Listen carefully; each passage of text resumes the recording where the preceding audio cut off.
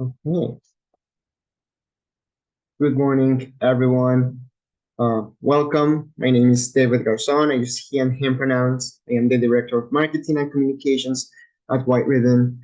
It is a true pleasure to welcome everyone, community partners, our friends, our allies across Canada and the world. I want to start by saying a few things about the webinar and the setting right now. We are using Zoom and the webinar feature for this call. So please know that all attendees are going to have their cameras and their microphones off throughout the session. You'll be able to communicate with us through the chat box. You'll be able to submit your questions, your comments throughout the session through that function. So please locate it at the bottom of your panel in the call. Please also know that closed captioning is available, and so you can turn it on. It is a useful tool for those who appreciate also reading some of the things that are being said. So thanks a lot for that. And to get us started, I am going to pass it on to my colleague, Strength of to Buffalo Dale. He is the workplace engagement manager at White Ribbon. He's going to lead us through some words on the land that many of us are calling from. So thanks a lot and welcome, Strength. Thank you. Good morning, David. Good morning, everybody that's here today. Glad you're able to attend. Sego se juego. Entonces, de que dice el agua, Yornjats. De que gastan saragen, Yornjats. Asquego, neto again, or got Negahaga. What I just said was, hello, all my relatives. I am Strength of Two Buffalo. I am Mohawk, and Negahaga from Asquego, which is Oswego or Six Nations territory. I was asked to do a territorial acknowledgement or a gratitude and acknowledgement of the land. As Indigenous person, I do not understand the territorial acknowledgement the way the visitors do, the non-Indigenous. I have a different understanding of what that territorial acknowledgement is because we have the understanding that it is Mother Earth. And at no point in time did my brothers or my sisters say that they owned a certain part of Mother Earth. I am not in the way of our understanding an owner of any of the land of Mother Earth. My brother is not the owner of the shoulder. My sister does not own a leg. And I am not the owner of a certain part of my mother. We have the understanding that we are all free to roam and to be a part of this. So to have a territory is not truly the way of understanding. We had our spaces, we had the way we lived, but we were free to travel, free to roam Mother Earth as we needed, and now we see fit. The gratitude and acknowledgement I've created today is one specifically for Mother Earth. Being with White Ribbon and understanding their goals and our mission, this acknowledgement will speak directly to that. So I'll start with this. Mother Earth is a living, breathing, feminine being in creation who gives life. Mother Earth has a heartbeat, and her circulatory system takes the form of the waterways. Her hair is the long grass, and the trees are her lungs. She receives her support from Brother Sun in creating and sustaining all life on Earth. Grandmother Moon keeps her circulatory system moving. All beings in creation are her children, including human beings. This is how the Indigenous people viewed Mother Earth prior to settler contact. They had a close and intimate relationship communing with her daily.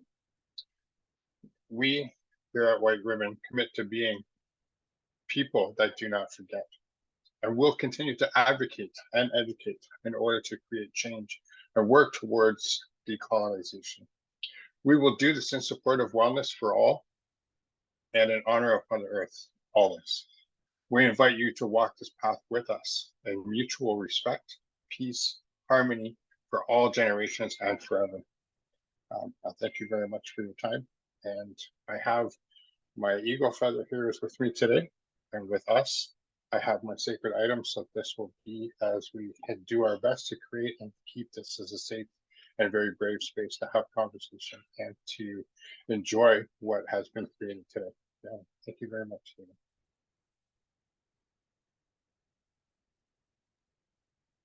Thank you so much for this strength. We really appreciate your words and your acknowledgement to Mother Earth. Yeah, thank you for joining us today too, and for being part of the team. We appreciate you. All right, so I'm going to briefly walk us through the agenda for today, so that we all know what to expect and what's coming up. We are going to let's see. So my colleague it shows our screen.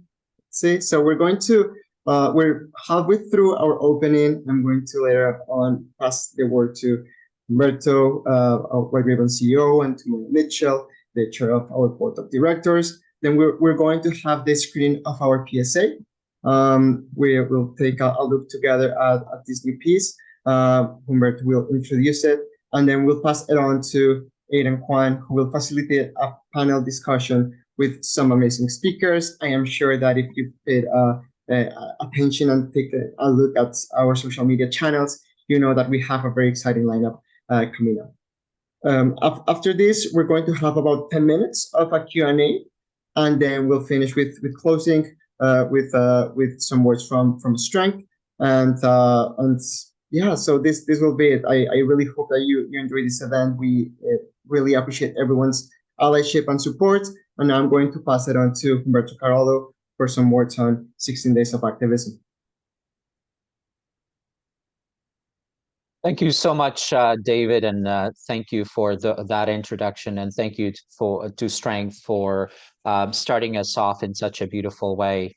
And we do walk this path together, this journey of promoting gender equality, of ending all forms of gender-based violence, and extending our solidarity to women, to trans folks, to gender diverse folks, to Indigenous women and girls, to two-spirited LGBTQIA community members in our quest to create a future, a world that is inclusive, that is welcoming, that is equal, that is equitable, and violence free. We are doing this work as part of the 16 Days of Activism against gender-based violence.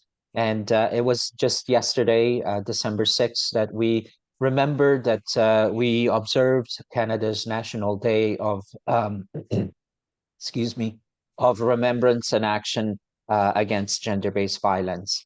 And it was on that day, on December 6, 1989, that 14 women lost their lives in an act of hate and an act of violence, of misogyny, at the hands of a young man who felt that women had no place in engineering in a male-dominated field. White Ribbon as an organization was created in the aftermath of that terrible tragedy as a call to action for men and boys to step forward, to break their silence, to do their work, their own personal and collective work, to change around the systems of oppression, the behaviors, the attitudes, and the practices that led to and lead to still that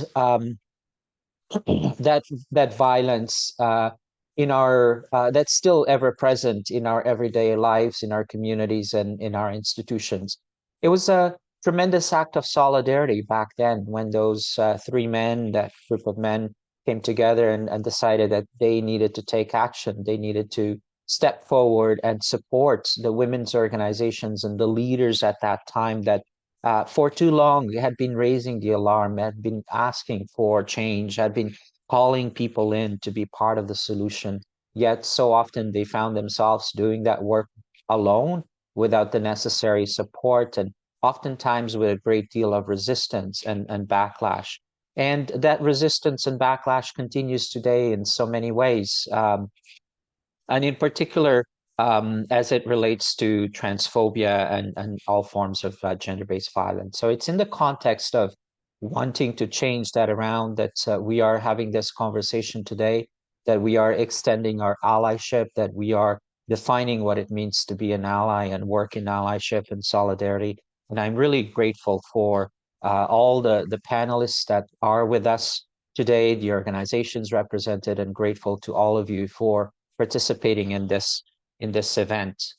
So in the spirit of action, in the spirit of change, in the spirit of solidarity, I look forward to our conversations ahead. And I now invite Mona Mitchell, our amazing chair of the White Ribbon Board of Directors, to bring greetings on behalf of the board and to say a few words of allyship as well. Mona, over to you.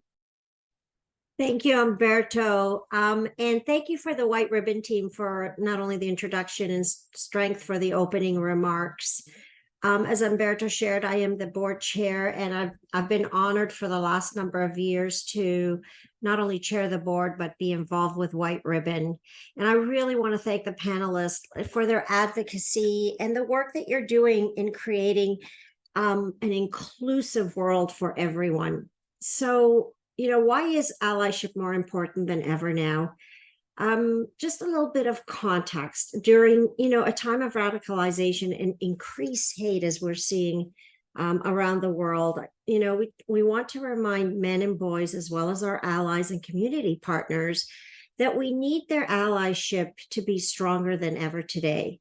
Today, 70% of trans youth report experiencing some form of sexual harassment or violence. And I believe that allyship is critical to help dismantle not only the systems that are in place, which really keep marginalized groups in their place and their voice quiet. And it should have a voice today, and it should be recognized.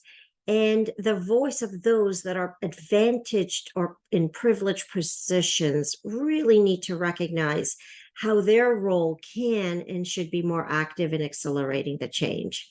So I am, again, so proud of White Ribbon and the team and the members on our panel today, and excited to participate over the next couple of hours. And thank you for all the attendees for taking the time, I'm sure out of busy schedules, to attend our event. Now I'd like to pass it back to Umberto to present White Ribbon's new PSA, Short Life Stories, which is an incredible, incredible piece of work. Thank you, everyone, and thank you for joining us. Thank you so much, Mona, for your words of support, for your leadership and your inspiration and allyship. We appreciate it very much. We created Short Life Stories as a commitment to practice intersectional allyship.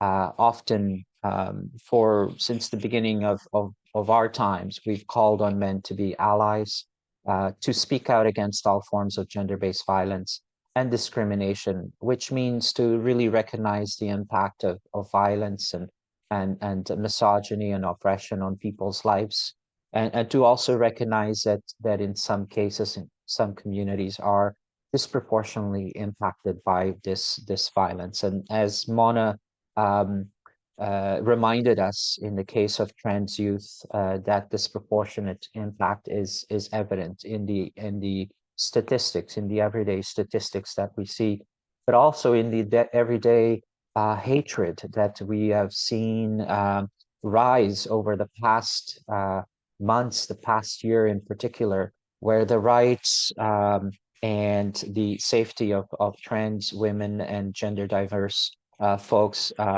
are put on the line. And so we all have to do our part. And just like the founders of White Ribbon called on us over 30 years ago to step forward and to support change and to do our part as agents of change, men and boys in particular, we have to extend that allyship, that solidarity, that call to action to end all forms of transphobia and discrimination, and also to better understand the intersections between gender-based violence, between racism, between colonialism, between homophobia and transphobia, and so many other forms of oppression. They are connected. We can't work to end gender-based violence and misogyny without working to end those other forms of oppression as well. So it is in that context that we worked with our amazing partners, our long-standing partners at Ben Simon Barn and Narrative Public Relations, with the amazing cast of short life stories with director Angie Bird, who did an excellent job, who portrayed this experience in such a moving and heartfelt way, and everybody that was involved in this campaign to bring to life the impact of that hatred, that violence, that discrimination on people's lives.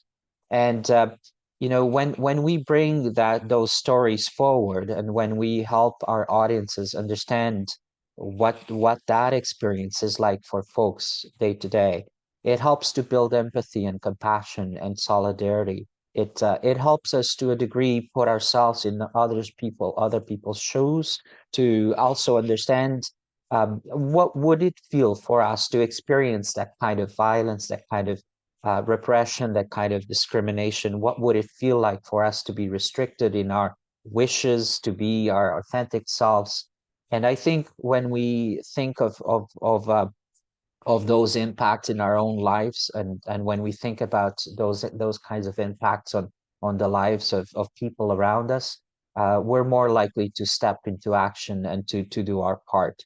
So it is in that spirit of change, in that spirit of extending allyship and doing our part as an allied organization to trans communities, to the 2S LGBTQIA community, to everyone that's impacted by gender-based violence, that we've done this work. And it's been transformative for us. We were quite concerned about how this campaign could be received, and but the potential for resistance and backlash.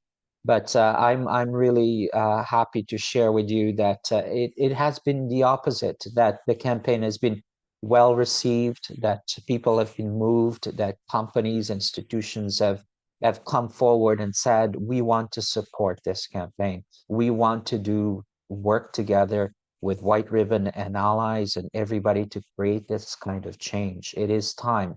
And it is time that we step forward, and that we're brave and we're confident in our ways, because equity, because peace, because equality, and ability to live freely from harmful norms and stereotypes, and ability to be our authentic selves is the right thing to do, is the right environment to create, and the right future for all of us. So we're very thankful once again, and we're proud to do this work together. We want to be stronger allies, and we're so grateful for everyone that has been involved and continues to be involved in this campaign. So let's screen this PSA.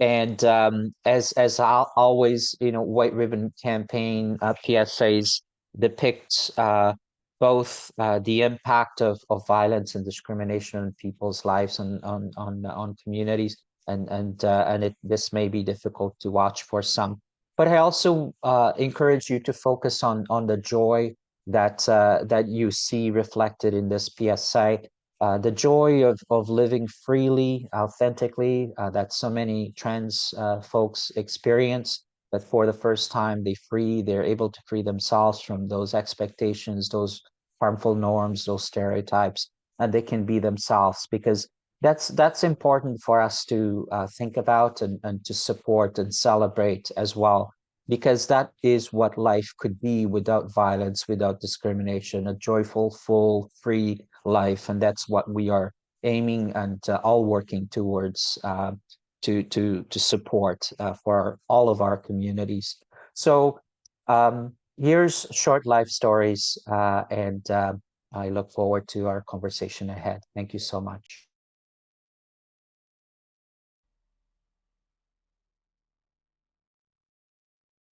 We've come a long, long way together, through the hard times and the good. I have to celebrate you, baby. I have to praise you like I should. Let's go. We've come a long, long way together, through the hard times and the good. I have to celebrate you, baby. I have to praise you like I should.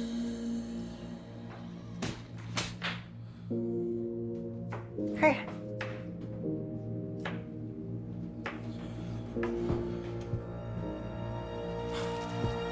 I have to praise you.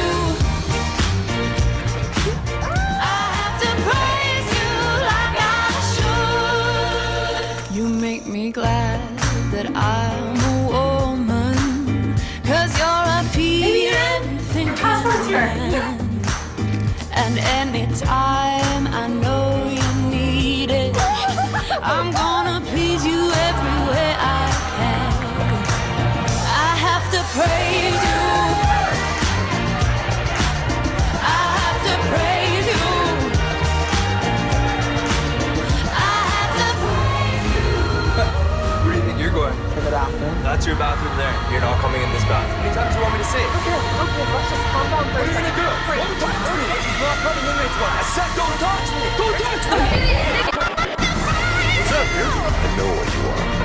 You walk.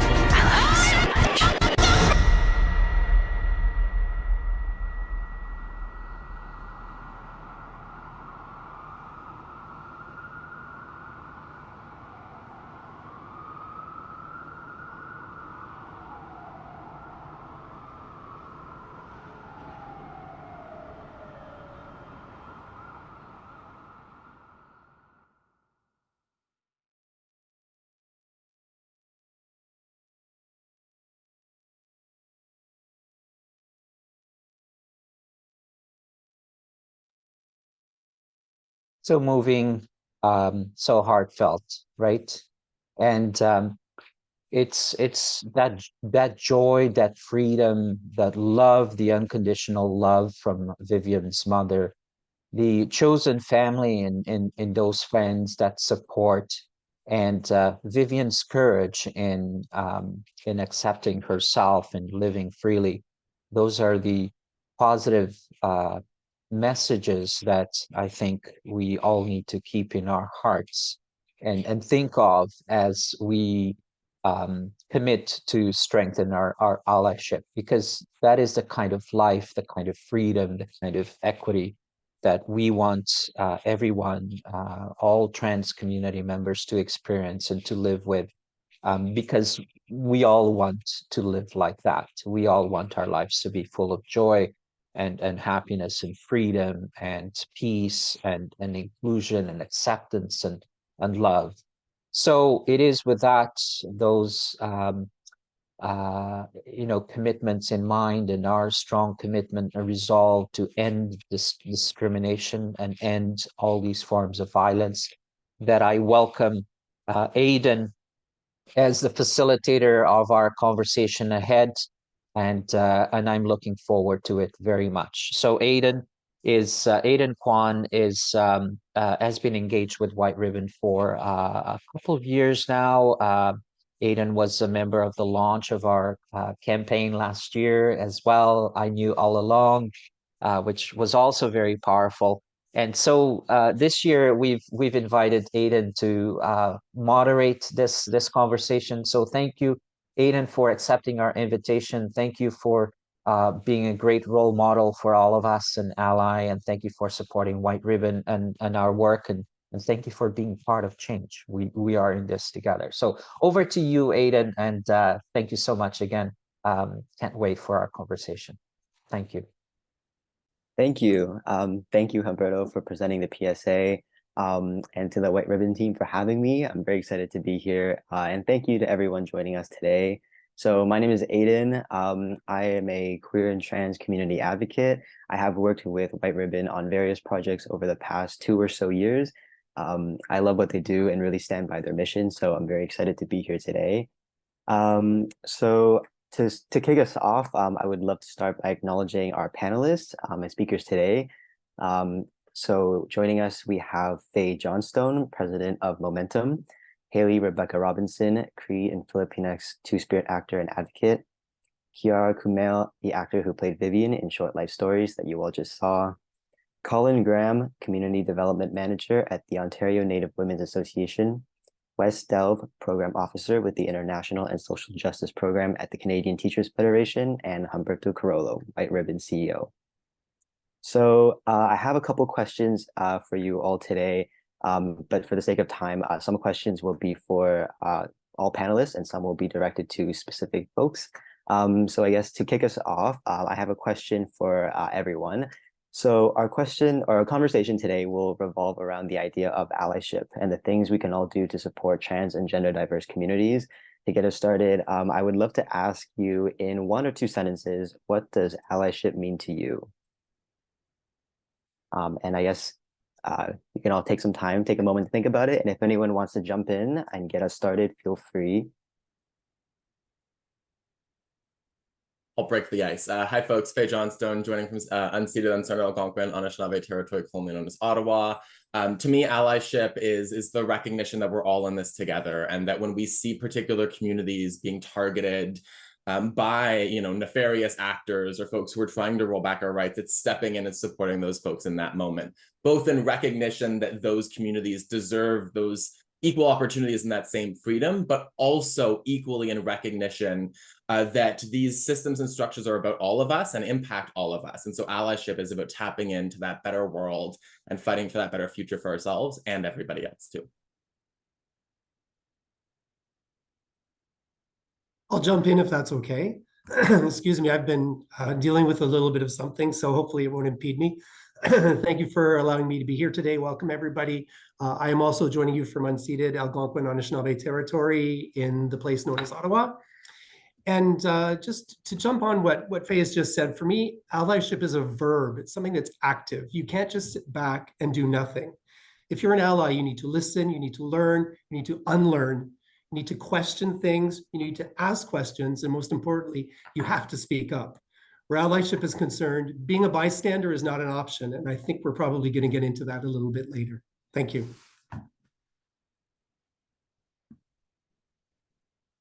Sanse Gakiao, everybody. Hello, my name is Haley Robinson. And yeah, to me, allyship means, people who are out there supporting and uplifting marginalized voices as an outsider, speaking up, getting educated, having an open mind, and listening, to me, is one of the most important things, because if you're not listening, you're not necessarily learning. And so, yeah.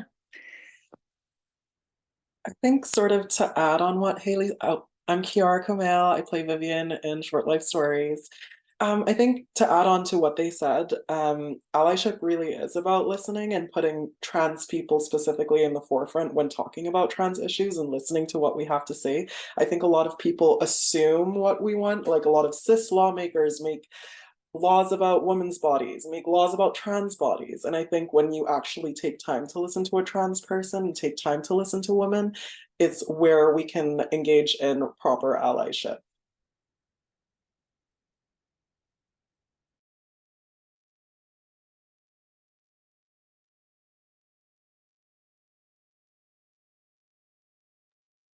I can go next, and just to build on the amazing things that have been said, and perhaps to focus on organizational and institutional allyship and what it means.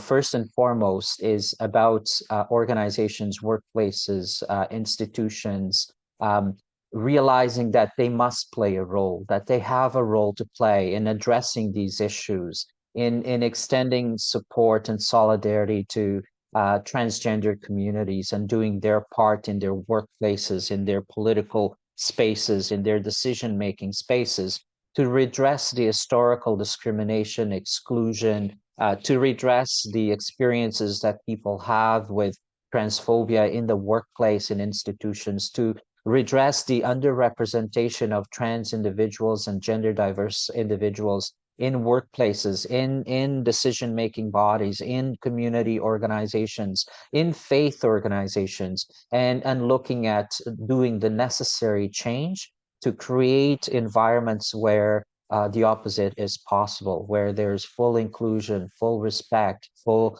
understanding and celebration, and full of opportunities, equal opportunities.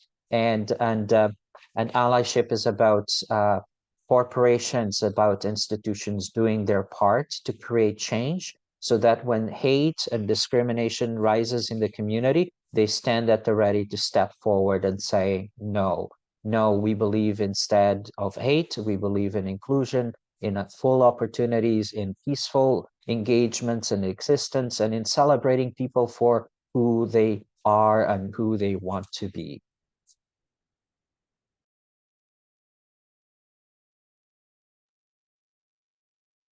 Bonjour, Nigane Gabo, Nishnakaz, Ochichagwe Babagonigan, and Doji, Atikdodem. My spirit name is Nigane Gabo, which translates to the one who stands first. That's how I'll always introduce myself in spaces. My English name is Colin Graham. I'm currently in the Robinson Superior Treaty area. That's where I work, live, and play, but I come from Treaty 3 territory, and a little community known as Ochichagwe Babagonigan, which is about 20 minutes outside of Kenora, Ontario. For us, I think at Anwa Allyship, coming from an Indigenous perspective, it's about centering ourselves back in the understanding of truly understanding what our roles and responsibilities are, and living up to those inherent roles and responsibilities. It's not about speaking up for someone or taking and claiming space. It's about allowing for people to reclaim their identity in relationship back to the land. And thank you so much for that opening earlier, Strengths of Two Buffalo. That was amazing. And that connection to land is vital in when it comes to allyship. And I can probably get into a little bit more about that later on in the panel. All right, thank you so much, everyone. I definitely really resonate with all of that. So thank you for your responses. So this next question is to Kiara. So you were the main character in Short Life Stories, which you were amazing in, by the way, calling on communities to be allies to trans and gender diverse people. What inspired you to take on this role, and what impact do you expect this campaign to have on our communities? Yeah, so I guess I can answer the first part of the question. I think many trans people have a complicated relationship with media, as we've been represented in media in a very interesting light oftentimes. But I keep saying that White Ribbon focuses on creating actionable change as opposed to just talking about the violence and talking about the joy as well that exists with trans people. I keep thinking back to a time where my teacher said that in theater school, where she said, you know, actors are not just playing characters, but we're playing people, because a lot of characters are inspired by people. And this is the reality of so many trans people, including myself, who have so much unbridled joy and also at the same time have so much pain and trauma associated with how we navigate the world. And I think it's important to tell the truth of that situation. Yeah, so I think that's particularly what inspired me to be a part of this, because White Ribbon didn't just stop at the PSA, but is actually creating change specifically with men and boys to help stop the problem where it begins. And please repeat your second part of the question for me. Yeah, for sure. Thank you. So the second part was, what impact do you expect this campaign to have on our communities? I was really nervous about the reception in the beginning, and I was nervous not how cis people would take it, but actually how trans people would perceive it. Like I said, complex relationship with media. But I had my friend calling me, and they said, you know, like, it sucks to see what happened in the end, but at the same time, I felt seen and I felt heard. And they told me that they were crying. And I think really it's about trans people feeling seen and feeling heard, but also feeling empowered to still go out into the world, and empowering allies to help us navigate the world a little bit easier. I often talk to my brother, who says, you know, you're so brave for being yourself.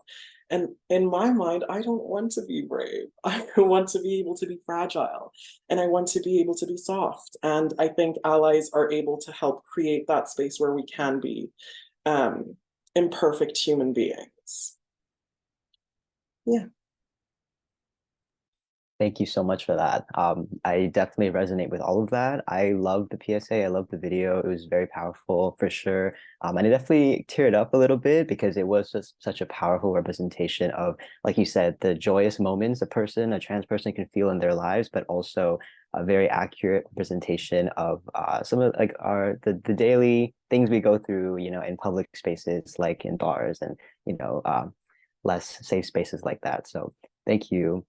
So our next question is to Haley. You are a far-reaching and admired advocate on social media and beyond. How do you leverage storytelling and the concept of allyship to foster safer communities for everyone? I think for me personally, you know, I'm just being myself.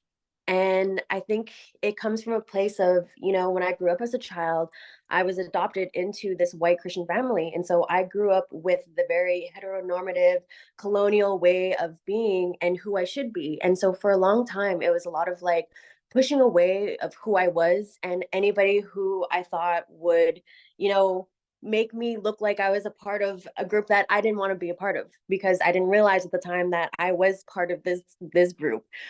And so I just come from a place of understanding and to try to make real connections and to just connect with people to create a safe space that maybe they didn't have growing up, that maybe they don't experience in their life at the moment. Because I think everybody deserves a safe space, no matter who you are. We deserve to feel safe and to be seen in this world. And so, yeah, I just try to keep an open mind. Whenever someone tries to talk to me, I listen in hopes that people are listening back as well and learning or wanting to learn or wanting to listen in any way.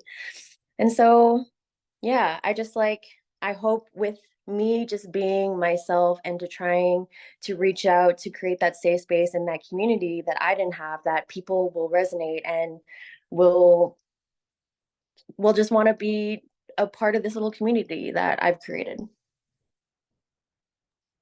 Thank you. Yeah, definitely resonate with that also, that feeling of growing up being associated with a group you don't necessarily feel proud of, and then coming back when you're older and reclaiming that, whether it's, you know, transness or being racialized. So thank you. So our next question here is for Colin, who maybe I will give him a moment and go to the next one for him to come back. So I have a question here for Wes. Your work with the Canadian Teachers Federation relates to promoting equity, safe and inclusive learning and working environments for all. How can teachers and role models broadly show up as allies to trans and gender diverse people and the LGBT community broadly? That's a big question. So to start, our vision here at the CTFFSA is a Canada where every child, and we mean every child, has equitable access to quality, publicly funded public education. And to address that, we advocate for, among other things, adequate resourcing and social justice in all educational settings.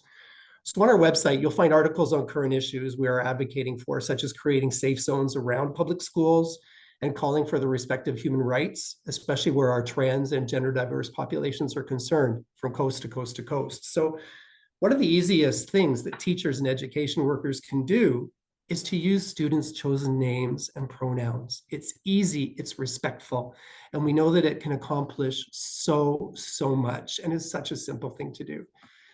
In addition, and I referenced this earlier, one of the most important rules for anyone working in an educational setting is to not be a bystander. And that includes two key elements in my mind. First of all, teachers and education workers and all school staff need to call out all incidents of bullying, harassment, intimidation, and violence. And this also means teaching our students to be able to do the same thing. We need to provide our students and our youth with the necessary skills, attitudes, and tools so that they're comfortable to do the same thing. Secondly, it's calling in. It's teaching everyone the value of diversity and inclusion. And this can include such simple acts as ensuring that our children include all of their peers at all times, whether it's in group work in the classroom, whether it's in recess activities. And it's also adults ensuring that, for example, extracurriculars are designed in such a way that all students have safe access to them. And those are just a few examples. I also wanted to mention here representation, because to us LGBTQIA plus teachers and education workers need to feel comfortable, confident, and safe enough to be their authentic selves. Because if they can do that, then they are the role models, so that the students see themselves reflected and represented in the world around them, specifically in our schools. Because if you add up all of the hours, our students spend roughly 1,200 hours per year of their school life in a school setting. That's a lot of time. And so representation is so important. It's education. People often react to something they don't understand with fear. We all know this. So instead of being reactive and dealing with the fear, which often manifests itself as hate, we need to be proactive, and we need to address the lack of understanding or the misunderstandings.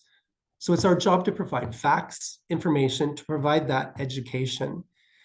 And one of the hardest parts of this can involve calling in the perpetrators of the harmful acts, because they too need that education piece. They need to feel included, safe, and valued for who they are. And that can be a tough piece sometimes. And finally, I'm going to mention one of the supports that we need. We need the support of our employers, the school boards, the school districts, other professional groups such as colleges of teachers or the teacher preparation programs in teachers' colleges, our ministries of education, and our governments.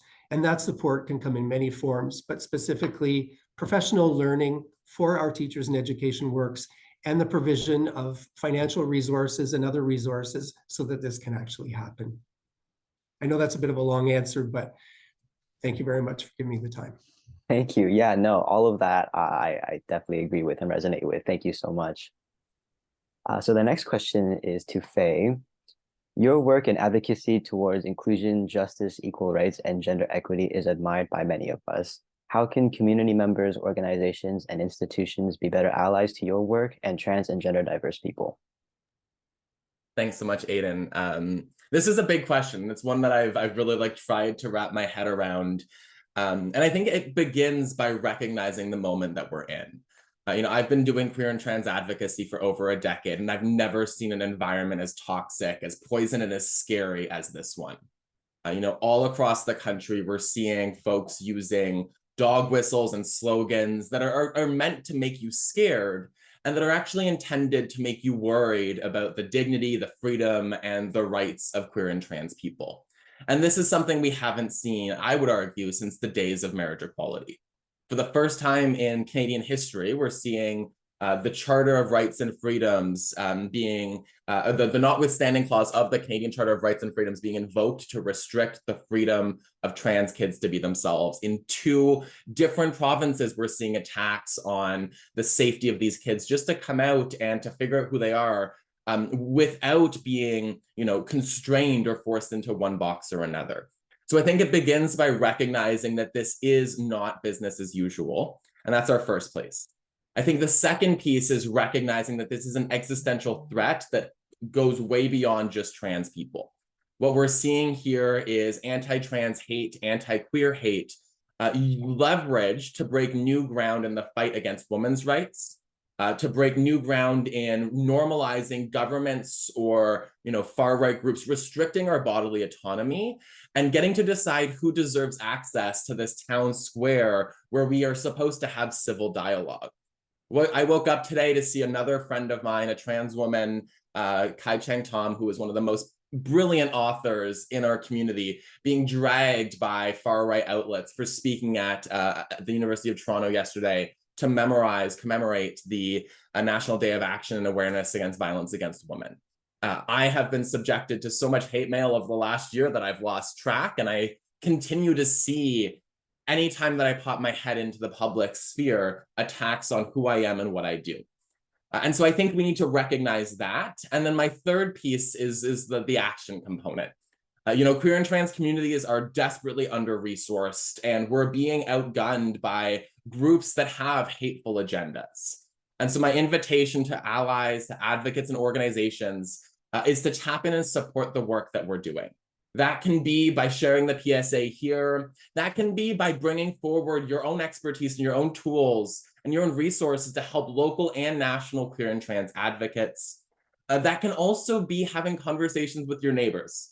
You know, we're in an age of disinformation, and unfortunately, like an Instagram story isn't gonna, change somebody's mind if they're reading icky things and they think there's something dangerous about trans people. But you going and having a conversation with your neighbor, with your uncle, or with somebody who disagrees with you, and recognizing that there is humanity across the aisle as well, that we can build understanding if we come back to the dream we have of this future. And that is a world where we all have the freedom to be ourselves, where we're safe in our communities and treated with dignity. That is something we can all get behind. And we can recognize that the tools of our opposition are meant to pit us against each other. This is not trans kids versus parents. This is not queer folks versus Muslims. This is about a world where we all have the freedom to be ourselves. This is about a world where equality is something that we live each and every day, and that is not only given to some if they fall into the right bucket or the right box.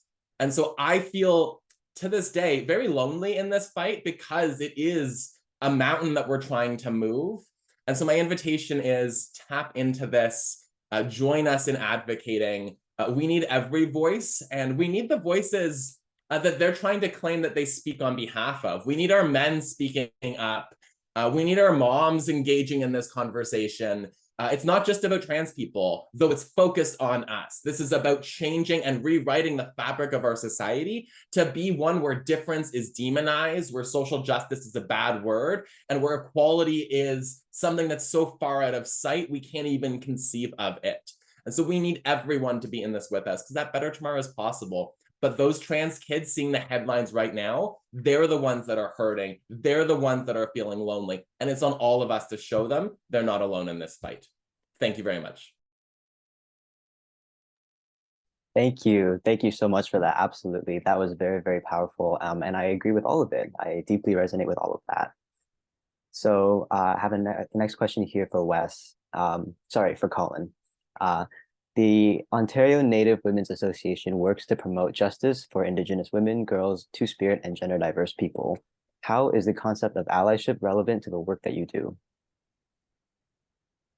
Okay, so first I'd like to start with saying that there's actually no justice in the justice system, and this is evident with the ongoing story of MMIWG and the calls to action that we're still, coming up with plans to try and change that narrative. I think it's also really important. I talked a little bit about roles and responsibilities. And I'm going to start with a teaching that was once shared with me when I was a boy transitioning and becoming a man. One of the things that my mother did in preparing me on becoming a man was that she sent me off into the bush for 4 days where I would go on my fast. Is it a nice thing to do? No, it's not nice at all. But it's an act of kindness. And within that act of kindness, when I returned back from the bush, my mother told me that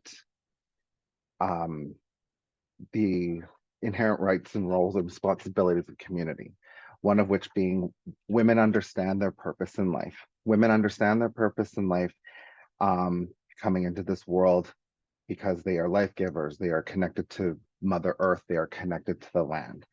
They understand what their purpose is, and they understand that they themselves are ceremony because they are bringing forward life, whether that be through, childbearing, or whether that be through adopting other children, as which the Ogokwe would do. Now, men understand their purpose through ceremony. Men can only gain and understand their purpose through ceremony. This is what makes women sacred. And so it comes back for us here when we're talking about gender-based violence. It's important to know that a lot of people don't fully understand what that means and how to place that in the context of their work, especially but for us, coming from an Indigenous worldview, we look at it in a way of incorporating it into our lifestyle and our work. I think it's also really important to remember that with those roles and responsibilities, when I was going there, so those are just men and women's responsibilities. When I think about the Ogokwe, a time before colonialism or before even first contact, the Ogokwe were seen as your community's wealth was based off of how many Ogokwe or Ogokwe Nini people you had. And that blows my mind. And the reason why there was such a high place and value of the Ogokwe and the Ogokwe Nini was they were change makers. So when things weren't working within community, the Ogokwe and the Ogokwe Nini, who were skilled negotiators, skilled in their own practice and ceremony, based off of their own inherent rights and gifts, it added not just value, but it added allowed for a place for community to grow and evolve naturally. So when I think about the violence and how we practice this in our work here at Onwa, is we have to recognize that it's much bigger than violence. Violence is only the symptom of a much deeper rooted issue, and that deeper rooted issue is something that we all have a responsibility to unpack, and that's to deconstruct our own colonial ideologies around responsibility, but more importantly, masculinity, and further into that, toxic masculinity. Thank you. Absolutely. Thank you so much for that. So the next question here is for Humberto. White Ribbon is committed to building a world free of all forms of gender-based violence and discrimination by engaging men and boys as allies. What role do you think men and boys play in challenging transphobia, misogyny, and other related forms of violence and discrimination? Thank you so much for that and for the amazing insights that have been shared so far. There are so many roles that we can play. Of course, I think the first one is accepting that we have a role to play first and foremost, right? Because so often we see these issues as being someone else's responsibility to have to deal with. Just as the founders of White Ribbon in 1991 were noticing that in the aftermath of the December 6th Montreal massacre, that men were predominantly silent on this. They were it was the women, the brave and courageous women and women's organizations at the time who were stepping forward and continuing to raise that alarm and calling on Canadians and everyone around the world to do their part to end all forms of gender-based violence. And men continued to be silent, continued to be on the sidelines. And some men even questioned what those leaders were saying, what those organizations were saying at that time, that this act of hate and violence was reflective of the kind of systemic discrimination and inequalities that exist in our society, and that those needed to be changed. And so it was in the midst of that silence that call to action came about. Step up, pledge, wear the white ribbon, pledge to never commit, condone, or remain silent about all forms of gender-based violence. That message resonated, over 30 years ago, and it still resonates today. And so as men, we have to first do our part to learn about this issue, to recognize that, yes, this is for us to work on, to change. It is part of our responsibility. It's part of our commitment. It's part of our contributions. Thinking about our role as dads, for example, right? So do we want to be the dad in short life stories, the dad who was indifferent as Vivian came home and rolled his eyes and perhaps thought in his head, here we go again, it's just a phase, I don't get it, I don't understand. Do we want to be that dad? Or do we want to be Vivian's mom, who embraced Vivian, who loved her unconditionally, who was there, every step of the way? Do we want to be that person, that parent? And of course, I think in our hearts, we want to be that parent. We want to love unconditionally. We want to support our kids. But we got to do our part. We got to learn. We got to break through the stereotypes and the misconceptions, through the norms. And we got to think back too as to how we grew up with so many of those stereotypes in our lives and those pressures to conform, to be strong, to keep going at all costs, to never cry, never show emotions, because to do so is is not manly, and so forth, and to be called homophobic and transphobic names as we stepped outside, as we tried to step outside of those stereotypes and outside of those boxes. So we got to accept that this is our issue to work on, to deal with, because it's the loud, hateful, violent, and discriminatory voices that are, predominant right now. The voices of support and allyship that I believe exist amongst many men are continue to be silent, just as they were back in 1991, in the aftermath of the Montreal massacre. So we need to appeal to men, and I do appeal to all men and boys to step forward. You have to speak up on this. You have to learn about it. You have to learn from the experiences of trans folks. Listen to amazing folks like Faye, like Kiara, and Haley, and Aidan. Listen to the new generation of young people who are calling out for support, for change, and think about how you can lend your voice, how you can raise your voice in solidarity and allyship, because for too long we kind of stood on the sidelines. And as a dad of three young adult men, I want to do my part to help raise the new generation of youth, of young men who grow up differently than I did. Because when I was their age and younger, there was no education in schools. I didn't learn about these issues. I wasn't taught about it. So I'm so grateful for Wes and the Canadian Teachers Federation for being here and for doing the work that you do, because we all grew up without that kind of education, without that kind of support, without that kind of call for change. And our new generations of young people deserve to learn about these issues in a meaningful and supportive way. Because if we don't do that, then look at what they get to listen to, those loud voices of hate, of violence, of discrimination.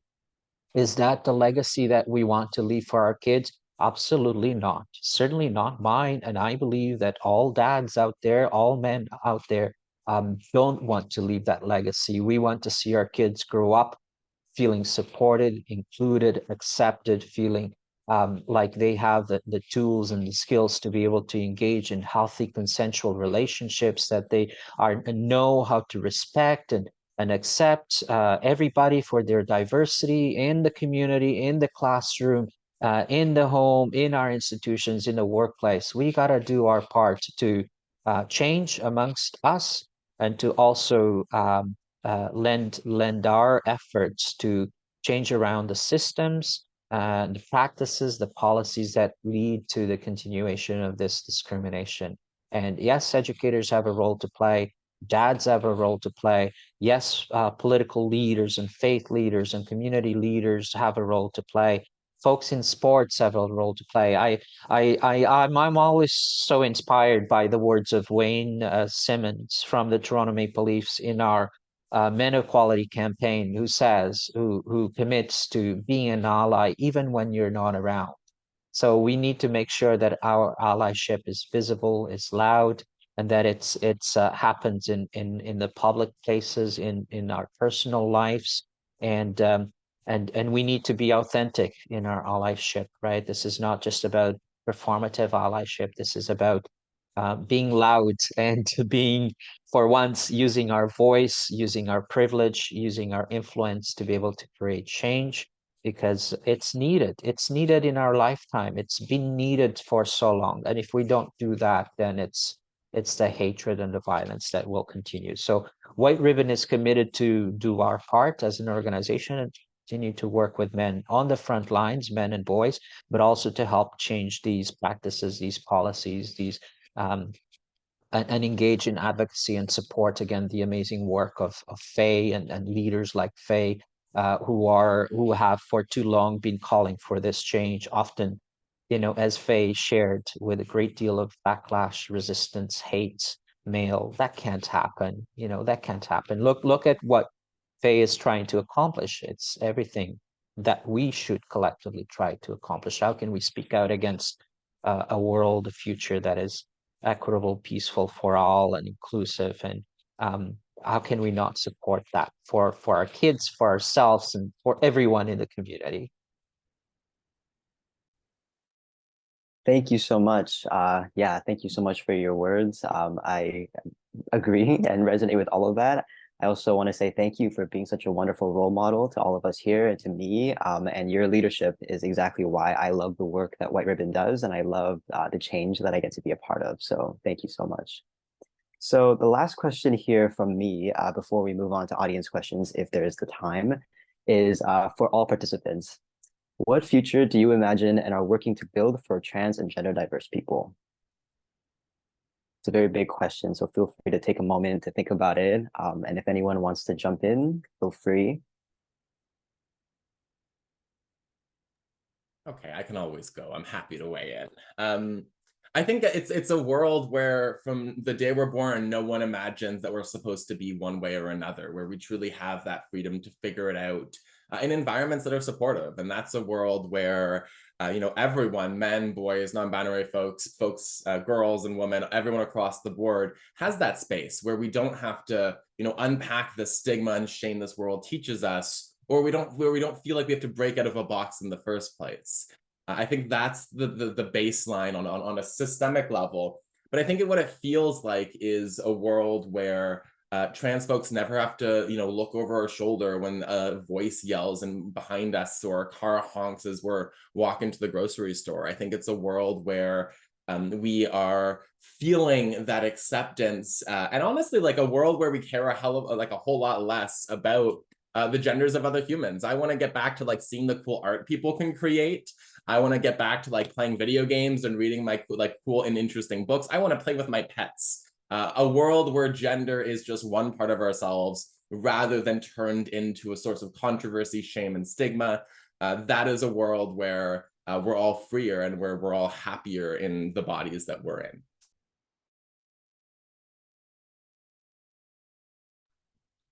Absolutely, Faye. And that's kind of what I was going to speak to about this too.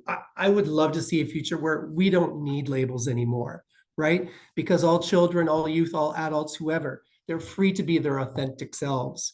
And therefore, if we're talking about education, they're able to be successful. They're able to meet and surpass their potential because they're unhindered by stereotypes, by prejudice, by oppression, by hate. Those things are gone and people can be themselves. And public education is uniquely positioned to be able to educate, to guide, to assist children and youth and all educational professionals on this journey, right, to this future that we want to see. So 100% agree. Thanks.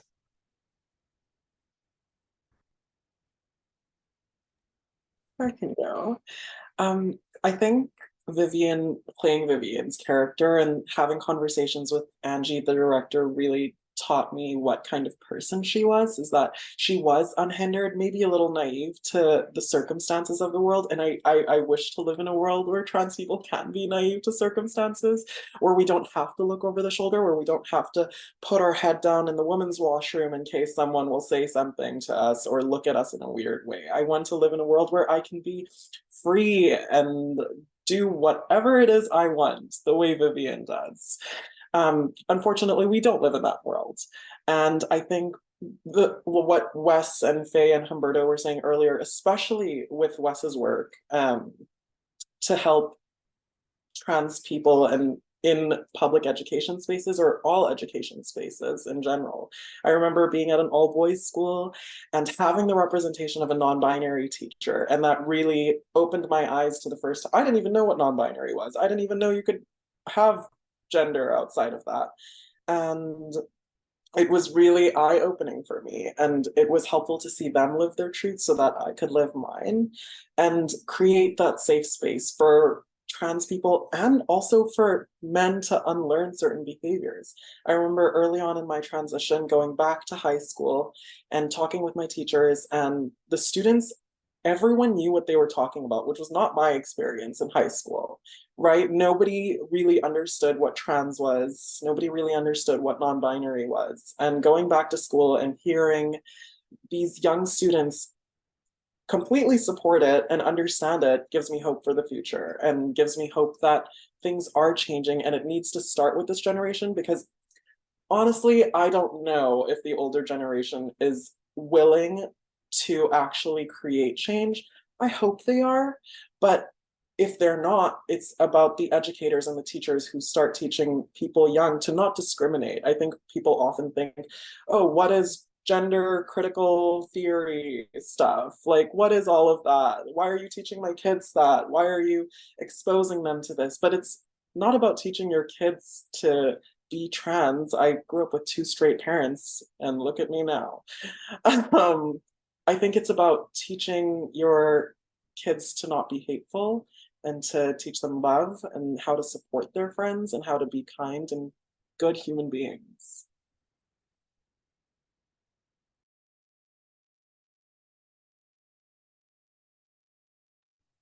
Yeah, just kind of adding on to what everyone's been saying, I'm really excited because like even for me in high school, it was not okay to talk about being part of the 2S LGBTQ. Like nobody ever talked about that. And so now being able to come into these schools as a speaker and listening to these kids just like knowing who they are already is just so like wild for me and so amazing to hear. Sorry, don't mind. My cat is having like a sneezing fit in the back. But also I really believe in a sense of like how we have been taught to just ourselves when that saying of like it takes a village to raise a child, like it's true in every sense. Like it takes a village to be able to move forward in the world. And so I really want the world to be more community based, to help uplift one another instead of just focusing on yourself and uplifting yourself. We all can thrive and prosper when we're helping each other out. And so I just hope for a world where we can be really community based, we're free, and we can be authentically who we want to be without discrimination, without people trying to put us down or being confused. I don't want people constantly questioning me all the time anymore. Like I just want people to know who I am and for me to know who I am. Yeah.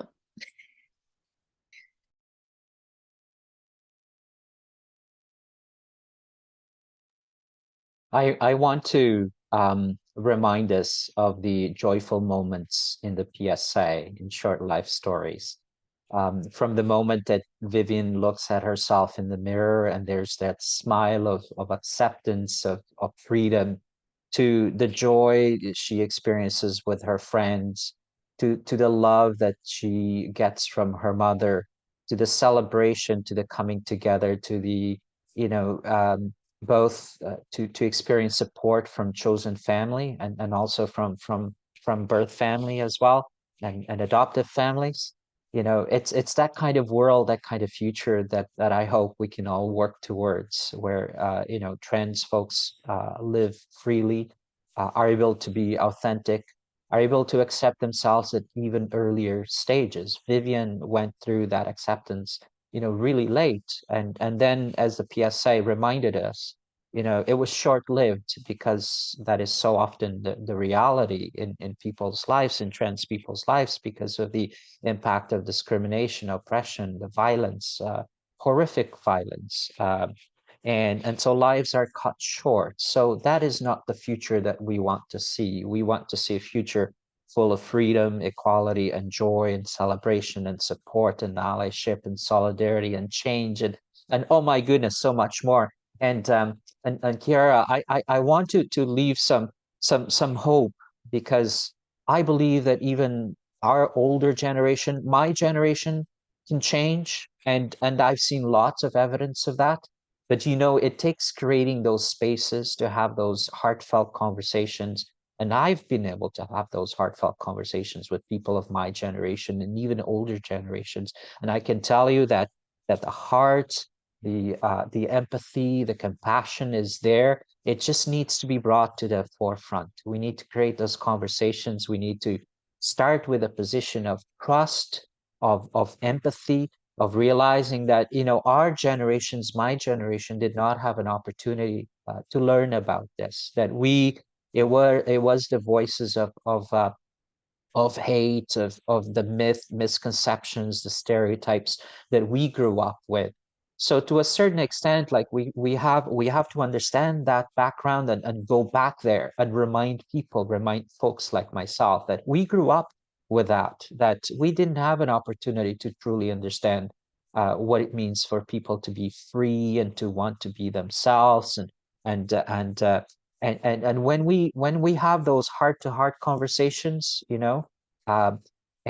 change is possible. Change is possible because the empathy, the compassion is there. And of course, there's always going to be the outliers, the the hatred and the loud voices. But when we have those conversations with individuals and we're able to bring them on board and empower them and encourage them to use their voices towards change, they start to drown out those hateful voices.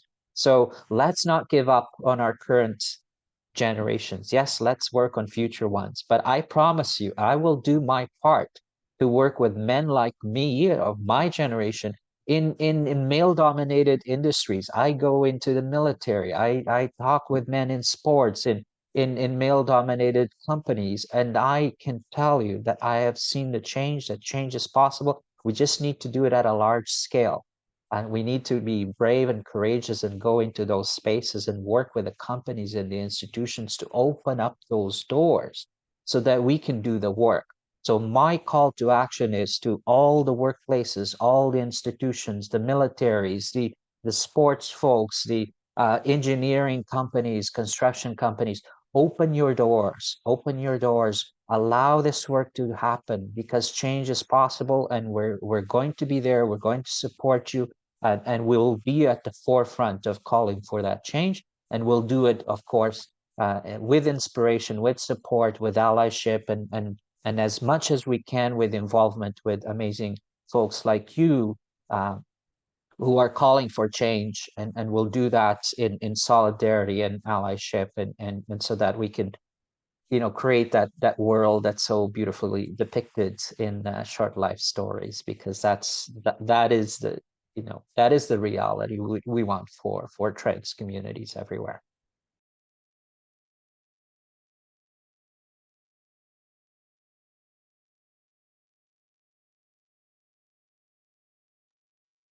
Thank you. I was wondering if Colin had anything to add. No worries if not, or if you No, need sure. the question to be repeated. I do need it repeated. Of course, yeah. So the question is, what future do you imagine and are working to build for all trans and gender diverse people? Ah, great. So this is both going to be from my organization, I guess, as well as me. So I've been doing this work now, I guess, what, 26 years. And I wasn't going to say this, but I'll say it now. So to give it some context, so I work in exploitation. I work in anti-human trafficking of Indigenous women, girls, and Two-Spirit people. And one of the things I've always said throughout my time doing this work is that exploitation will always exist so long as there's exploitation of the land. And this is evident through the narrative of how colonialism is presented here on Turtle Island. And what I mean by that is as women are connected, women actually have one of the strongest connections and relationships to land. We all as Indigenous people do. We all as people have a relationship, whether we choose to look at it or ignore it. Now, with the disruption of the relationship of women's relationship to land is why we're in the predicament we're at right now, especially in regards to human trafficking, so long as we continue to take from Mother Earth and so long as we continue to destroy the land, what we're doing and what we're saying and teaching future generations is that it's okay to do the exact same thing to Indigenous women and girls, as well as the Ogokwé or Two-Spirit people, but more inclusively all brown bodies, brown Indigenous women's bodies.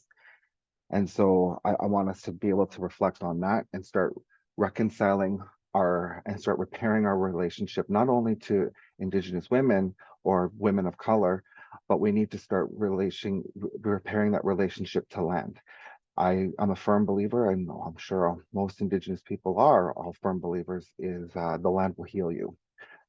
And I think it's in my hope to be able to create spaces or to further strengthen spaces in which where we can allow the generations now or the generations still yet to come to create spaces where we can start raising young people with their gifts, regardless of who they are, women or girls, boys, young Agokwe or Agokwe ninnies coming through the Western door. It's important for us to be able to provide those. And I'm not gonna use the word safe because I hate the word safe, just like I hate the word two-spirit. But I believe that we can create safer spaces where we can allow for those to explore their natural inherent gifts. And I believe that when we raise people in their natural gifts right from the start, the amount of power that comes with that person's identity in evolving into who they need to be as a leader within the community, because we have a firm belief here where I work that we are all leaders and we all have our own teachings from the collective bundle to further push our communities towards living a minimal Wet'suwet'en, which is to live a good life. Thank you. Thank you so much for that. And thank you to everyone for your responses. So before we move on to some questions from attendees, I wanted to open up the floor to anyone who wanted to share closing remarks, thoughts, feelings, anything at all.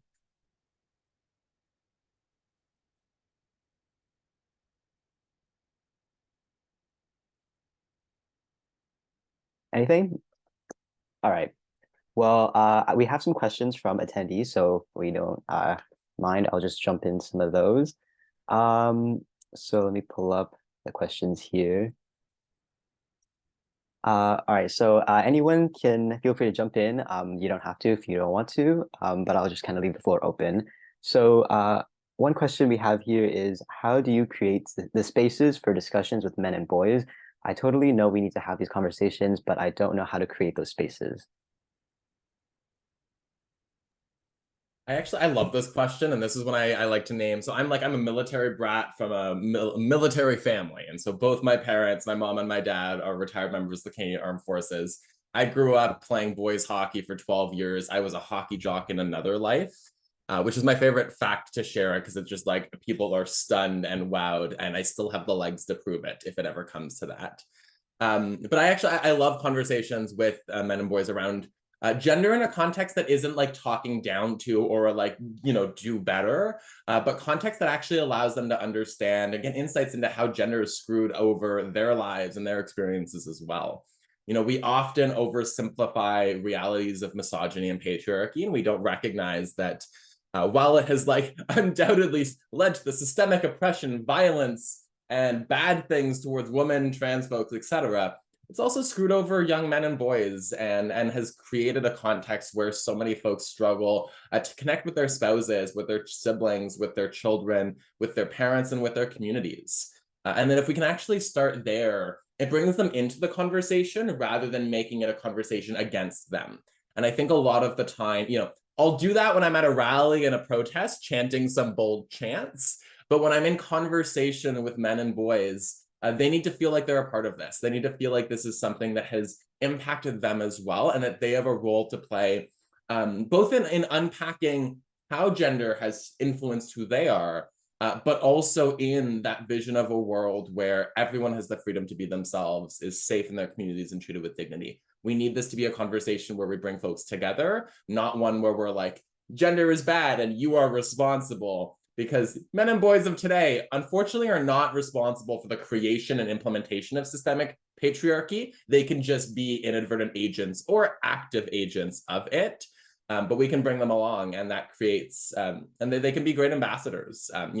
When we saw this rise in anti-trans hate and we saw this stuff in New Brunswick and Saskatchewan, the biggest thing I wanted in that moment was the dad talking about how his kid might not be the kid he thought he was going to have, but that kid, he's going to come to bat for them if anybody screws with their freedom at school. that he's going to show up and he's going to be that guy who speaks out and defends his kid.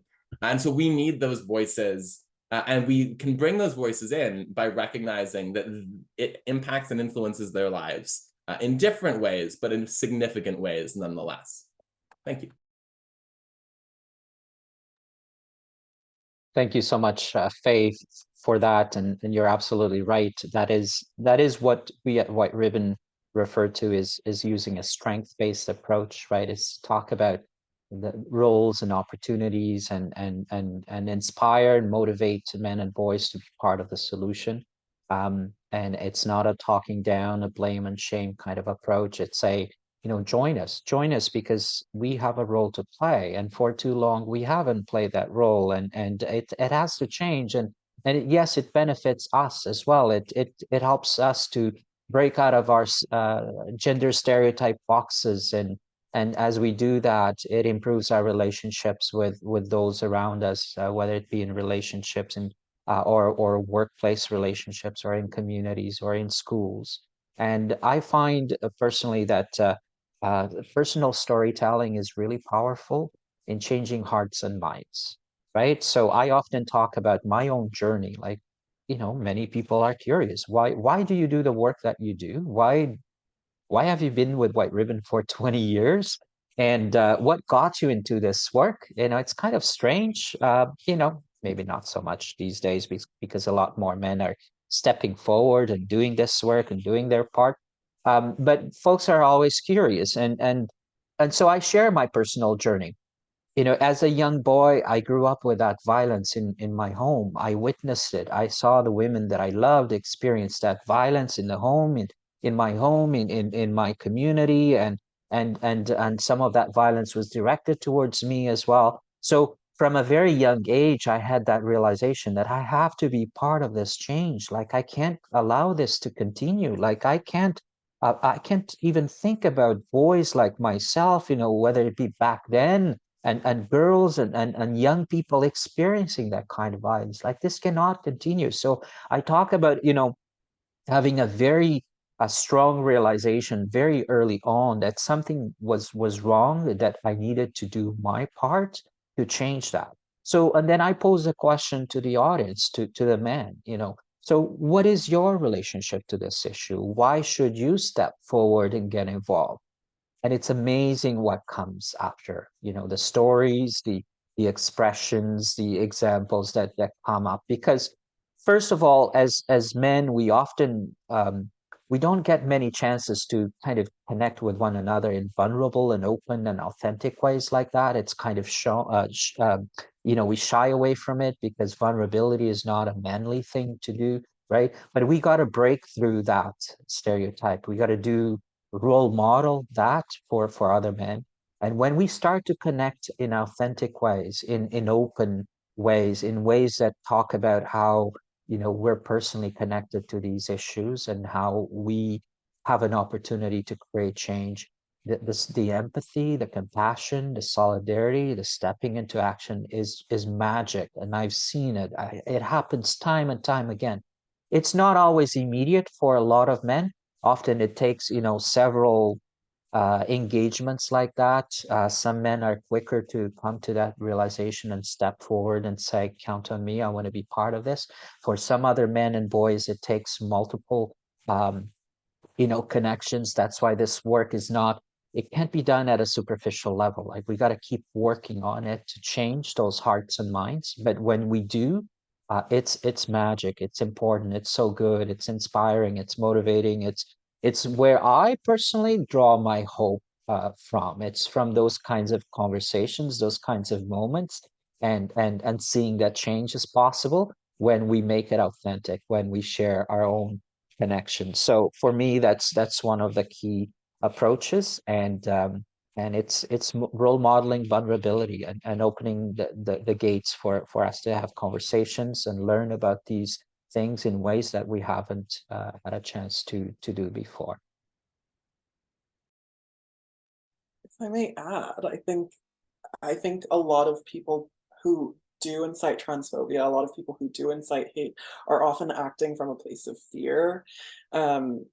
I imagine a world where not just trans people are living freely, but I think what the real threat that trans people cause is that we show people what it's like to live a world where we are free of gender, where we are free of certain expectations of us. And how wonderful would it be if men and boys also freed themselves from patriarchal and toxic masculinity, patriarchal values and toxic masculinity.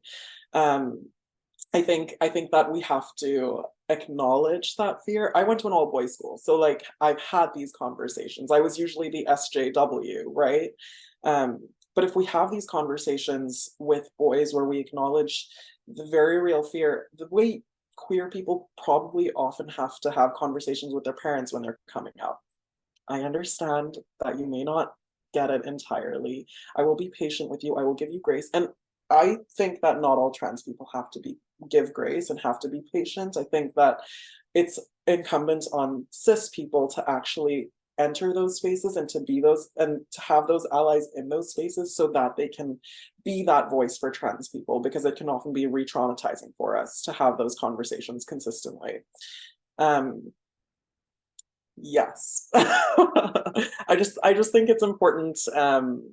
It's important to be open about it and to listen to them. I think especially nowadays people are afraid to say what they really want to say because they'll get canceled or something. But in closed spaces, I think with the right moderation, it's important to be honest about how you feel so that we can create a world where everyone is free, not just trans people.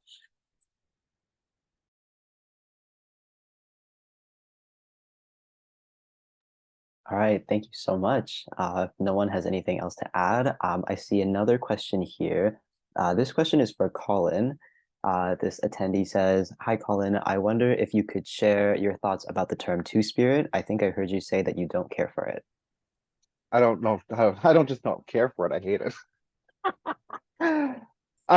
So I agree. Well, I love that Two-Spirit came about. It came about in the early 90s at the first Two-Spirit gathering in Manitoba back, I want to say 94.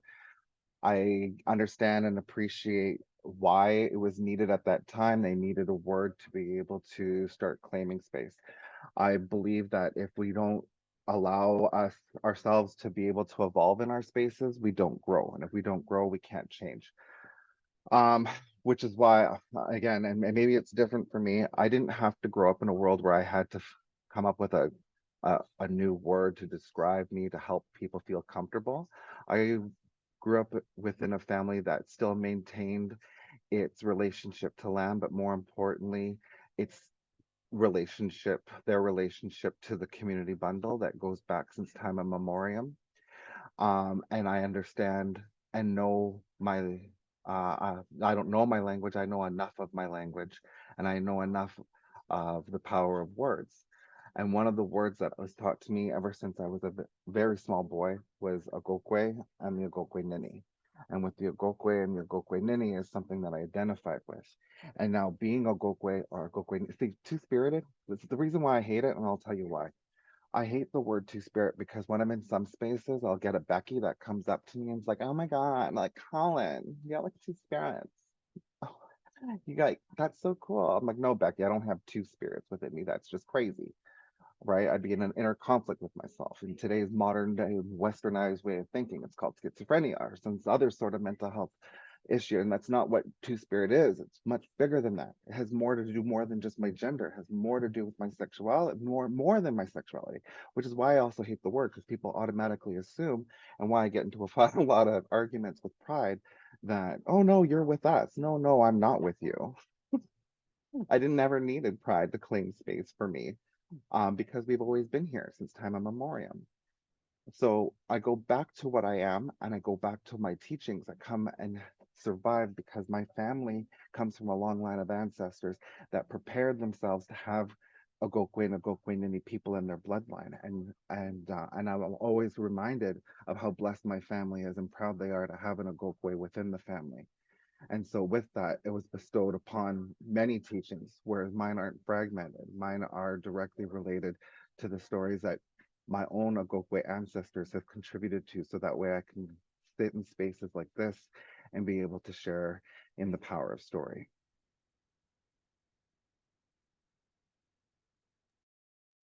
Thank you so much. So I wanted to share just this comment that I see from an attendee who says, "Great job, everyone. I have seen the video many times, and every time I move to tears."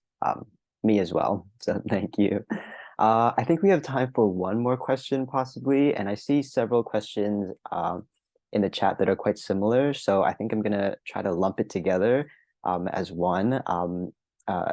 So the questions that I'm seeing is along the lines of, what are some ways that men and boys can begin to be better allies to the transgender community? And also, what can we do to educate immigrant men on transgender rights?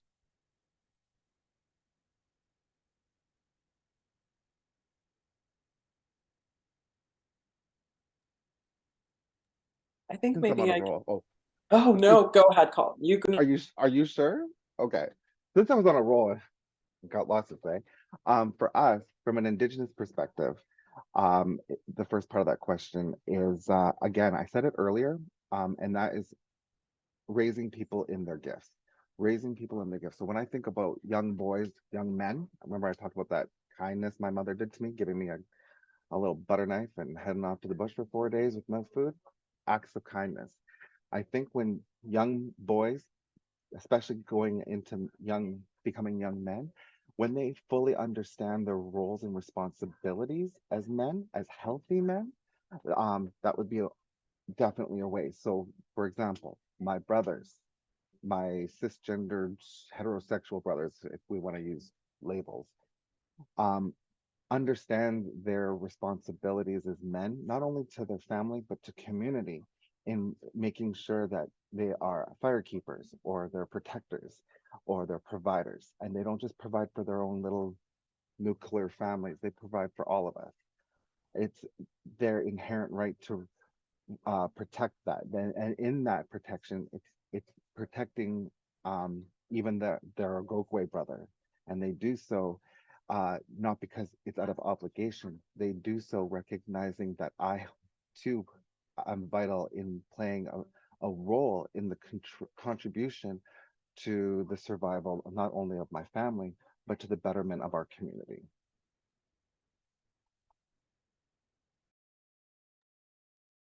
Yeah, I think in relation to the question about I'm an immigrant myself, how to help immigrant men understand how to support trans people. I think it's really approaching it from a colonial lens and like understanding how we have to decolonize our minds.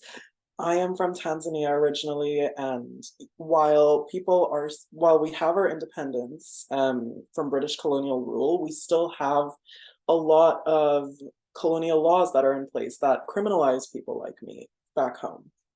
And I think we really have to understand that we need to decolonize our minds, which will help men understand that trans and queer people, non-binary, we didn't really have the language for it. But gender diverse people have existed for centuries. We see the Hijras in India, we see people in all sorts of different cultures who have embraced gender diversity, who have actually taken up sacred roles in different cultures. And I think it's important to recognize that a lot of the oppression that exists, a lot of the discrimination and the conversations we have about trans people and about queer people in general stems from colonial laws. And when we understand that, and when we can break that down for people, I think they'll be more susceptible to understanding, oh, this has actually existed in my culture for the longest time. And education is a huge part of that. So many places have had their history erased, and we're seeing it right now. We're seeing it in places all over the world. Books, history, languages are being taken away from people. And when we truly understand our history and when we truly understand how we can educate people, I think that will create a better world where men will hopefully be better allies. It's about understanding your history. If I can jump in with one other piece, I think it's also about telling like telling different stories about trans life. And what I mean by that is I really worry right now that in this moment, like I can, like, I'm dragging myself at a younger age here, but that at this moment, the public's understanding of trans people is like 13 piercings, blue hair, and a side shave. And while I love my people and I grew from those roots and I'm happier in a mesh and a crop top than anything else, I also think folks lose sight of the fact that trans folks are your workers, they are your friends, they are your family. That trans folks are just like everyone else, just like working class dudes, trying to pay their bills and trying to live a happy life. And that is something we can all be connected through. The story of trans people, to me, in Canada right now, feels like it is, like the public understands us as if we're always angry and we're always activists. And my favorite trans folks are the ones who are, I have a friend who has worked in a factory for 40 years, and she's just like there being a gal, hanging out with these working class dudes and having a great time. It's the bus driver who picks your kids up from school. It's the cook who prepares the meal. Like the whole diversity of trans life in and of itself, I think shows folks that we're not a monolith, that we're not a group of folks who all hang out and talk in the same way. And that can help people build connection. Because imagine, like, life is hard enough for all of us as is. We're all trying to live our lives, pay our bills, and raise our families. And then when you understand the layers that are added on that are not unique to us, but that are shared by many different groups of people, there can be that empathy and that solidarity that's built, because we can recognize that we all deserve a world where we're not panicking to go to the grocery store and have enough money in our bank account to buy the food that we need to feed our kids. And there is a connection that is really powerful there when transness is understood as one of many elements of who we are, and where we recognize that this world wasn't built for most of us, but we can dream of one where it's built for all of us. Sorry, I'm taking up so much space, but what you said was really interesting.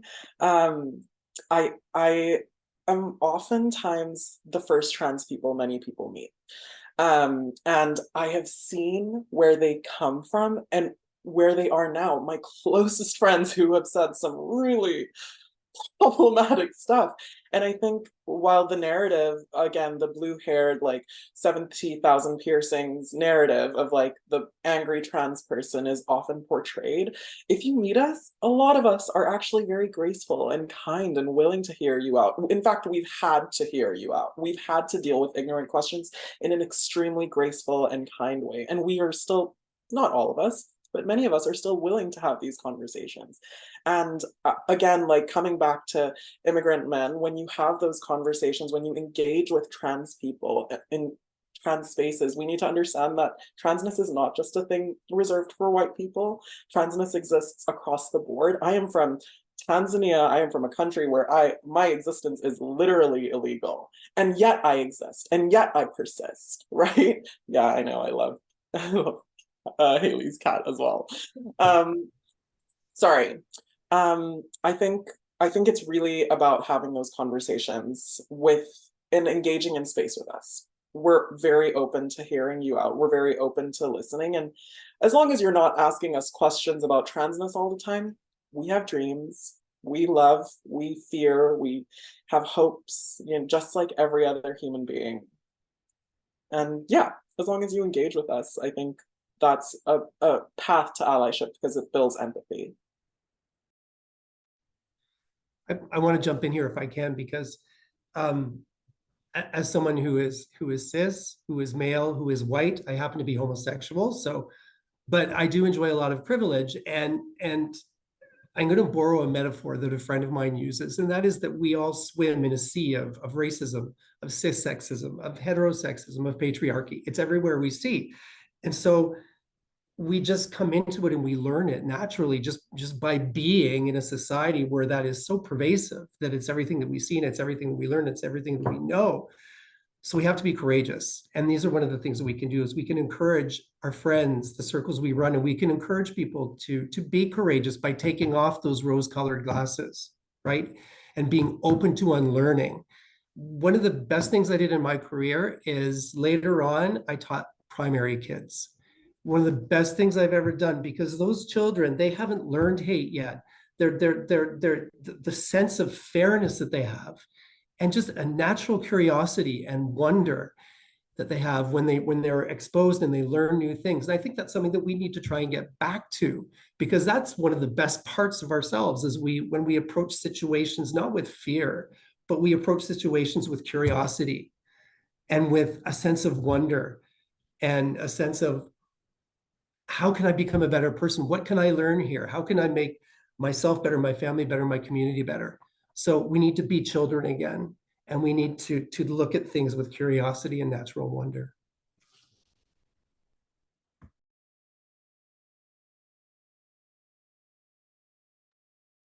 I'm so inspired by this conversation. I'm all fired up, and I think it's this kind of dialogue that we need to have everywhere, in our homes, in our communities, in our workplaces, in our institutions.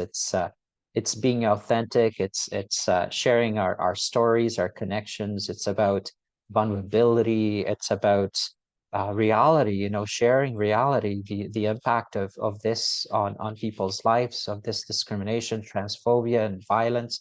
And it's also sharing messages of hope that change is possible, that sharing these amazing tidbits about what people can do to be supportive, to be allies, what they can do to help create change in their everyday lives, in their personal, professional lives. And yeah, so it's this is the spirit that we have to carry forward with, and combined with the belief that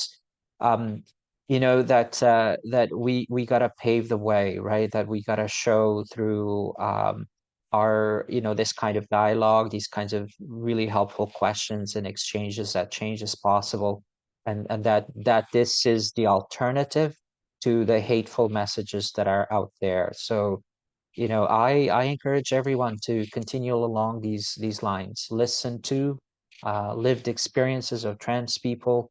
Ask curious, courageous, respectful questions. Learn. Make that commitment first and foremost, and accept that the status quo is not good. It's not good for communities. It's not good for trans people. It's not good for any of us. And make that commitment to contribute towards change, even breaking the silence, even amplifying, sharing someone's supportive message on social media is a positive step, and so much more you can there is so much more you can do from there, from decision makers, like change the ways of our institutions, change the policies, to educators on the front lines, Wes's example, have those conversations with young people, with Canadian Teachers Federation. We need you to advocate for change with school boards and governments across the country. And so thank you for doing that and continuing to do that. You are our ally, and we stand together in that change. And to brave folks in government who are stepping outside of their expected roles as well, and who are stepping forward as allies and agents of change. We need you as well to work alongside us. So there's so much we can all do. But I think moving forward with the hope and the empowerment and the inspiration that this dialogue creates is the way to go. Let us, see this as the way to move forward with, and let us put aside and let us not be discouraged by the hatred that's out there. This is the way, and we will continue to do the important work that's needed to create change. Thank you so much. Thank you, all of you.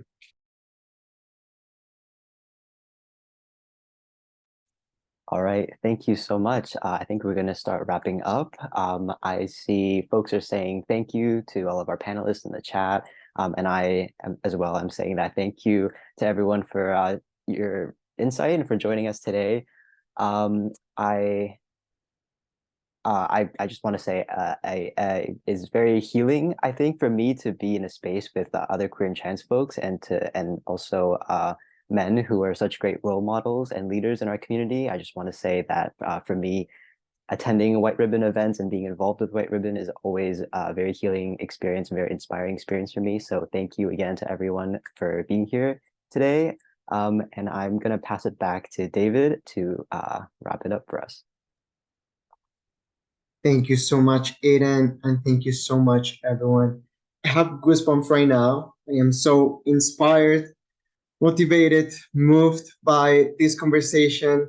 I want to thank all of you for being part of it. I want to thank all of our attendees who joined us, everyone who will be tuning on the recording of this session. I am sure that we all got something to do moving forward to be better allies.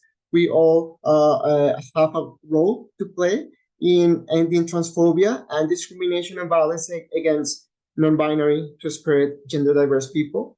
I want to share that based on my experience as an ally, as bringing people from so many communities into the conversation, I want to acknowledge that this is not easy.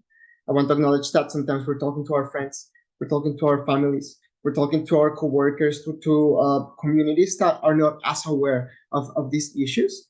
And that sometimes we face some defensiveness, sometimes we face some resistance. But I want to share that this type of conversation, the type of content, the type of knowledge that all of our panelists share today and they share on their channels through their work is just inspiring to keep moving forward, keep motivating and people motivated and keep bringing people in.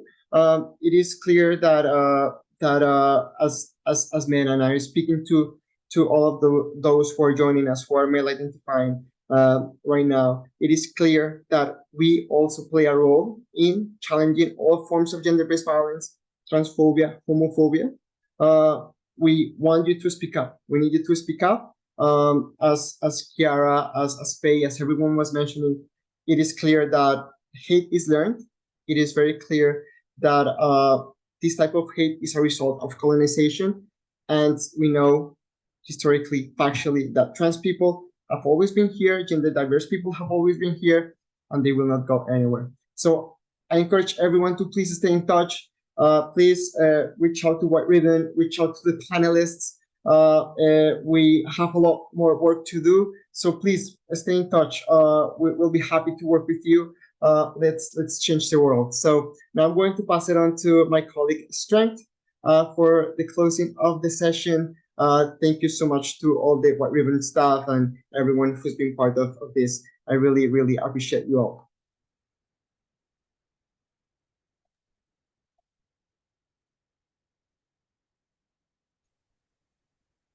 Great.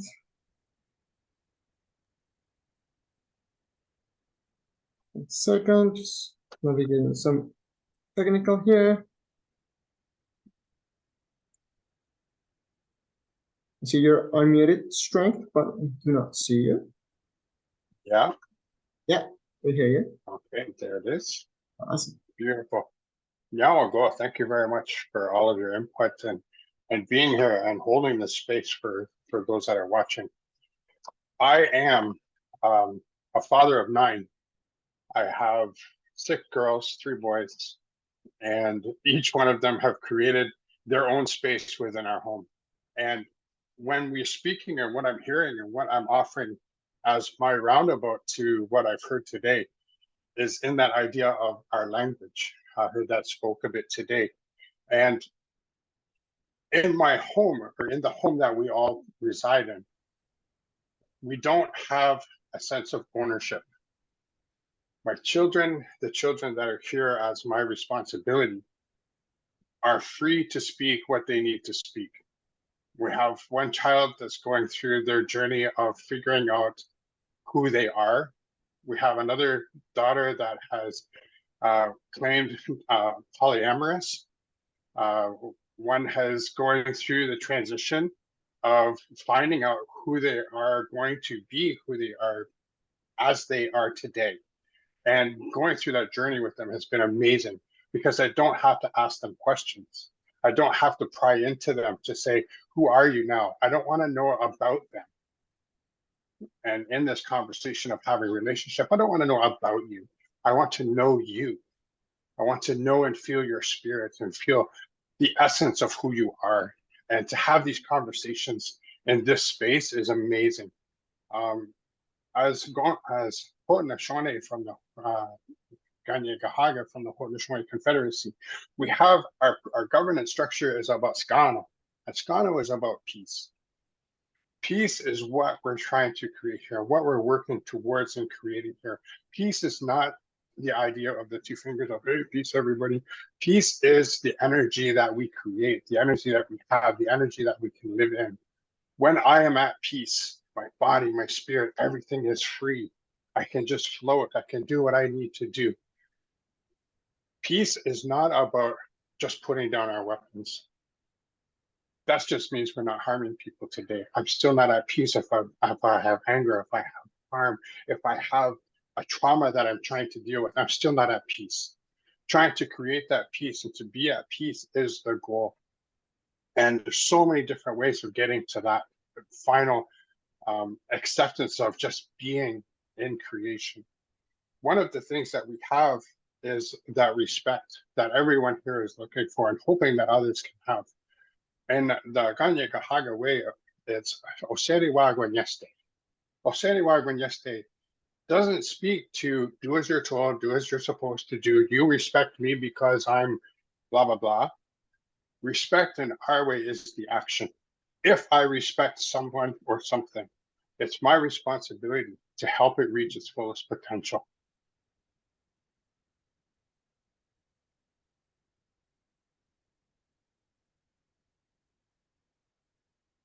Because we're all community. This is not an idea of what somebody has the responsibility or that I can allow someone to come into my space or I'm going to allow someone to speak. I have no right, nor does anyone else have the right to allow somebody to have their own space. It is yours to have, right? And when somebody starts to speak about allowing or giving and all of that stuff, they're losing one essence of that communication and in that relationship. And that is the idea that we hold our own space. We have to hold our own space. To understand diversity is not about giving space or holding a certain space for somebody else. Understanding diversity, I take it back to creation itself. Imagine if all of the trees didn't have diversity and the maple tree didn't like the pine tree or the birch tree was having a problem with the poplars. What would creation be like if diversity wasn't there? The trees themselves have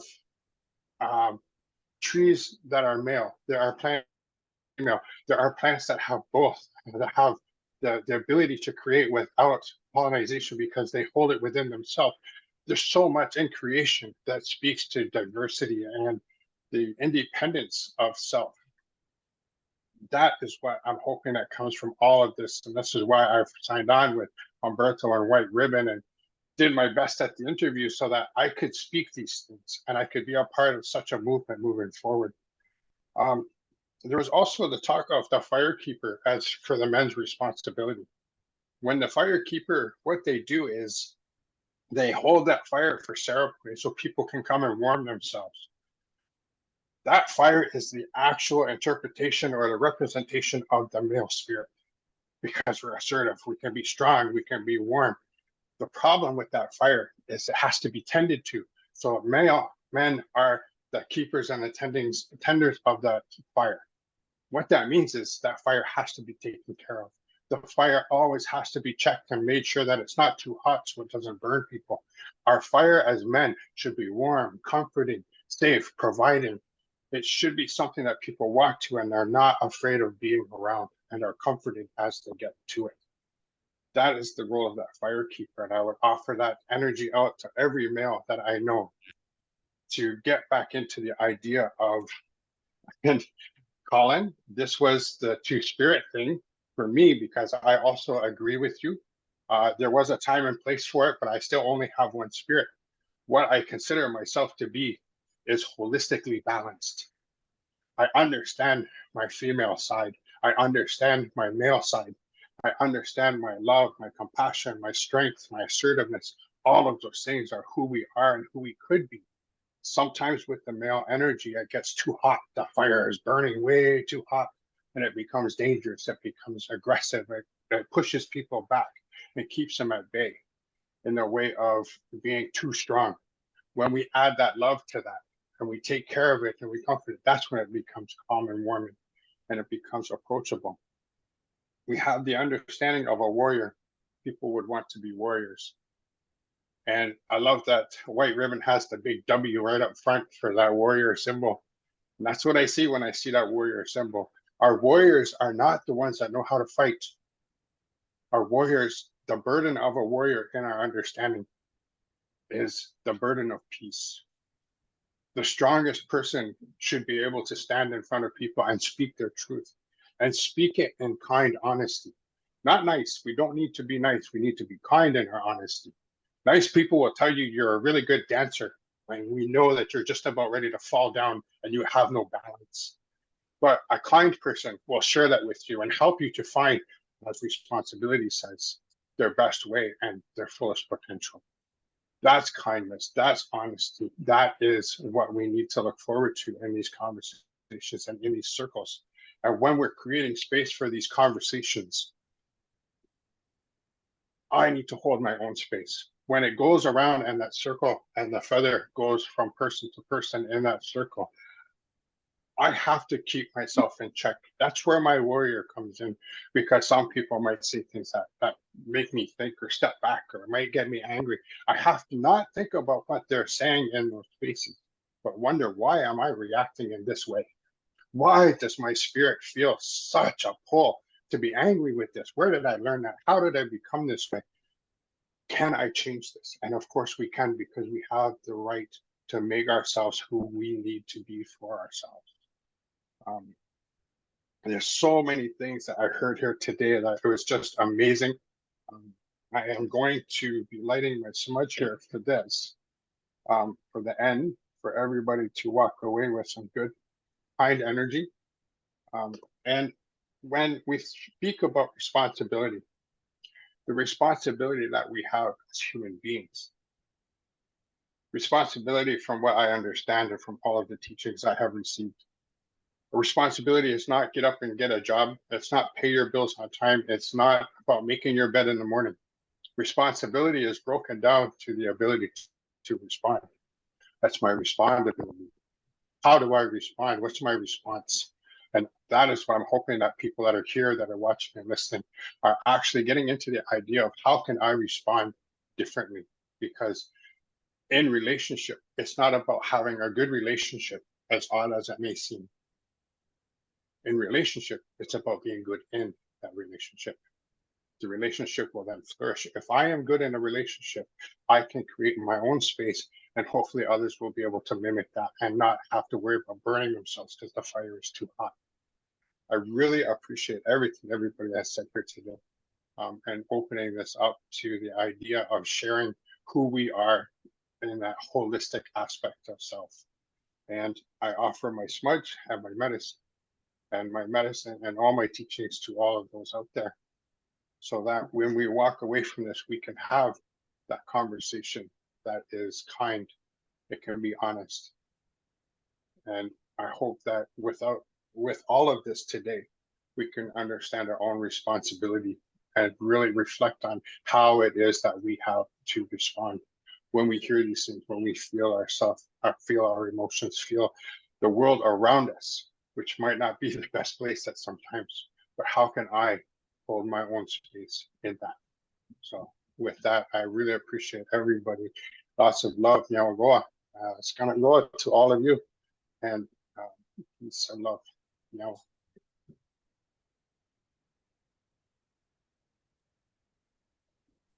Thank you so much, Strength. We appreciate you. Thank you everyone for joining us. Have a wonderful day and stay connected. Thanks so much. One great session. Thank you. Thank you so much. All the best.